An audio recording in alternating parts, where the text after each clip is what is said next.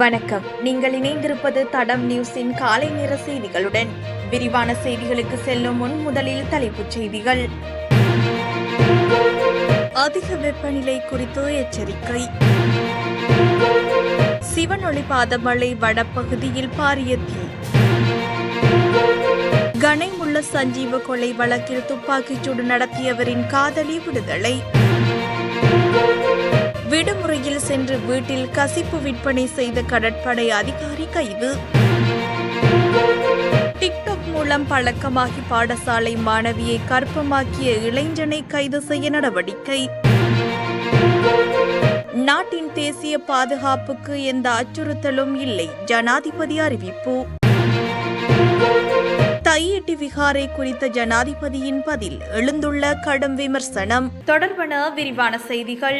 சட்டவிரோதமாக தையிட்டியில் அமைக்கப்பட்ட விகாரை தொடர்பில் நாடாளுமன்றத்தில் சில உறுப்பினர்கள் ஜனாதிபதி அனுரவை நோக்கி கேள்வி கேட்டபோது அவர் வழங்கிய பதில் ஜனாதிபதியின் இயலாமையை வெளிப்படுத்தியுள்ளது என வடக்கு மாகாண சபை முன்னாள் உறுப்பினர் சபாகுகதாஸ் தெரிவித்துள்ளார். அவர் மேலும் தெரிவிக்கையில், காணியில் உரிமையாளர்களின் அனுமதி இல்லாமல் தனிநபர் சட்டத்தை மீறி சட்டத்திற்கு முரணாக அமைக்கப்பட்ட விகாரை தொடர்பில் நீதி வழங்குமாறு ஜனநாயக வழியில் போராடும் மக்களையும் அதற்கு ஆதரவு வழங்கும் மக்கள் பிரதிநிதிகளையும் பார்த்து மதவாதத்தையும் இனவாதத்தையும் தூண்ட முயற்சிக்கின்றனர் என அப்பட்டமான பொய்யுரைக்கும் ஜனாதிபதி கடந்த கால ஆட்சியாளர்கள் போன்றே தமிழர் தாயக பகுதியில் அரசு சட்டவிரோத செயற்பாடுகளை மறைக்க முயற்சிக்கின்றார். இதன் மூலம் இதுவரை அரசு இயந்திரம் மேற்கொண்ட மற்றும் மேற்கொள்ளும் மத ஆக்கிரமிப்பு, இனவாத ஆக்கிரமிப்பு போன்றவற்றை வடக்கு கிழக்கு மாகாணங்களில் ஜனாதிபதி ஆதரிக்கின்றாரா? அனுர அரசாங்கம் தமிழர் தாயகத்தை இரண்டாக பிரித்து கிழக்கு மாகாணத்திற்கும் தமிழர்களுக்கும் தொடர்புகள் இல்லை என்ற உள்நோக்கில் மறைத்து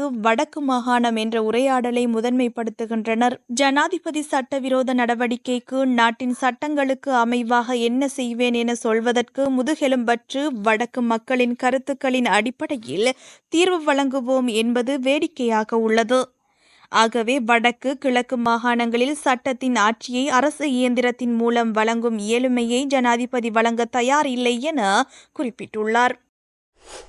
நாட்டில் பொது பாதுகாப்புக்கு எந்த அச்சுறுத்தலும் இல்லை என்று ஜனாதிபதி அனுரகுமார திசாநாயக்க தெரிவித்தார்.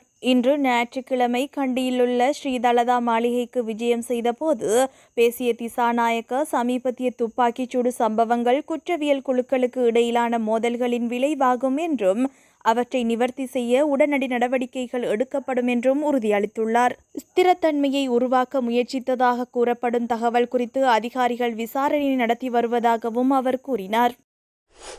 மத்திய பகுதியில் உள்ள ஒரு பிரபலமான பாடசாலையைச் சேர்ந்த 11ஆம் வகுப்பு மாணவன் டிக்டாக் சமூக ஊடகங்கள் மூலம் அறிமுகமான 14 வயது சிறுமியை காதல் உறவு கொள்ளச் செய்து பின்னர் சிறுமியை பாலியல் பலாத்காரம் செய்ததாக கூறப்படும் குற்றச்சாட்டில் கைது செய்யப்பட்டதாக பிபில போலீசார் தெரிவித்தனர். கைது செய்யப்பட்ட நபர் டீன் பகுதியைச் சேர்ந்த 16 வயதுடைய பாடசாலை மாணவன் ஆவார். கடந்த ஆண்டு ஏப்ரல் 30ஆம் திகதி டிக்டாக் சமூக ஊடகம் மூலம் சிறுமி மாணவனை அடையாளம் கண்டு அவருடன் காதல் உறவை ஏற்படுத்திக் கொண்டதாக கூறப்படுகிறது.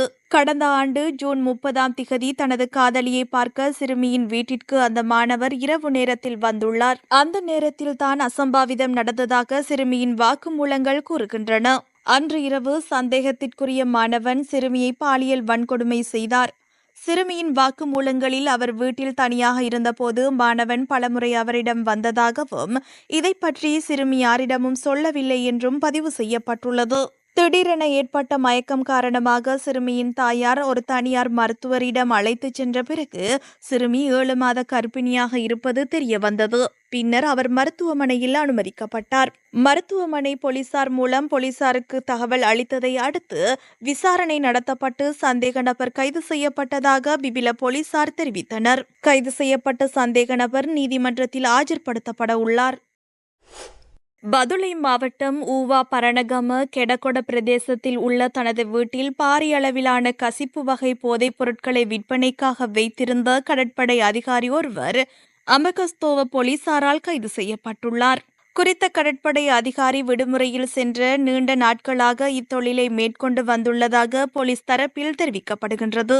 கைது செய்யப்பட்ட கடற்படை அதிகாரியின் வீட்டில் மேற்கொள்ளப்பட்ட சுற்றி வளைப்பின் போது சுமார் 18,000 கிராம் கோடா மற்றும் கசிப்பு தயாரிப்பதற்காக பயன்படுத்தப்பட்ட பல உபகரணங்களும் போலீசாரால் கைப்பற்றப்பட்டுள்ளன.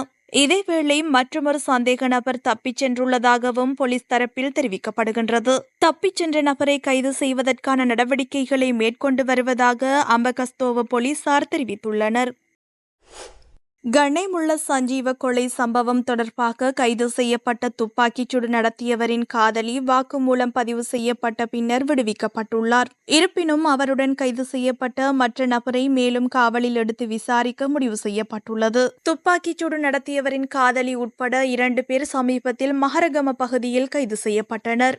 இதற்கிடையில் சம்பவம் தொடர்பாக கைது செய்யப்பட்ட மேலும் 3 சந்தேக நபர்கள் தடுப்பு காவல் உத்தரவின் பேரில் விசாரணைக்காக போலீஸ் காவலில் வைக்கப்பட்டுள்ளதாக கொழும்பு குற்றப்பிரிவு இன்று நீதிமன்றத்திற்கு தெரிவித்துள்ளது.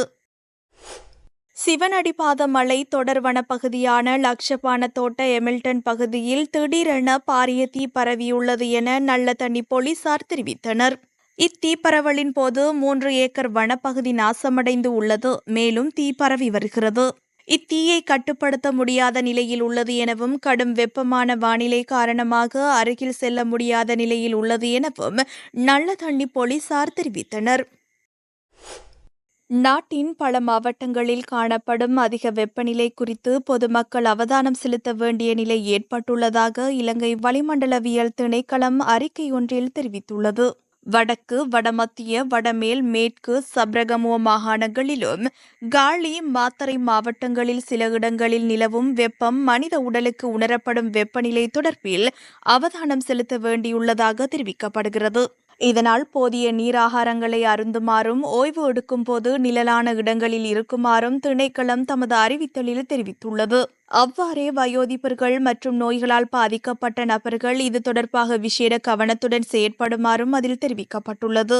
மேலும் வெள்ளை அல்லது இளநிறங்களில் மற்றும் இலகுவான ஆடைகளை அணிந்து கொள்ளுமாறும் கனரக வேலைகளில் ஈடுபடுவதில் இருந்து முடிந்தவரை கட்டுப்பாடுகளை ஏற்படுத்திக் கொள்ளுமாறும் அந்த அறிக்கையில் மேலும் குறிப்பிடப்பட்டுள்ளது.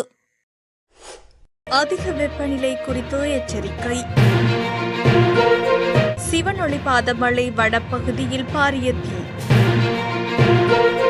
கணேமுள்ள சஞ்சீவ கொலை வழக்கில் துப்பாக்கிச்சூடு நடத்தியவரின் காதலி விடுதலை.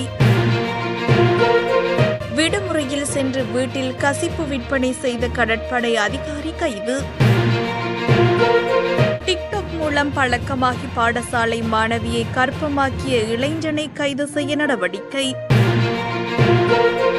நாட்டின் தேசிய பாதுகாப்புக்கு எந்த அச்சுறுத்தலும் இல்லை, ஜனாதிபதி அறிவிப்பு. தையிட்டி விகாரை குறித்த ஜனாதிபதியின் பதில், எழுந்துள்ள கடும் விமர்சனம். இதுபோன்ற செய்திகளை தெரிந்து கொள்ள தடம் நியூஸ் சேனலை சப்ஸ்கிரைப் செய்து அருகிலுள்ள பெல் பட்டனை கிளிக் செய்யுங்கள். மேலும் இதுபோன்ற செய்திகளை உடனுக்குடன் தெரிந்து கொள்ள தடம் fm.com என்ற இணையதளத்தின் வாயிலாகவும் எங்களுடன் இணைந்து கொள்ளுங்கள்.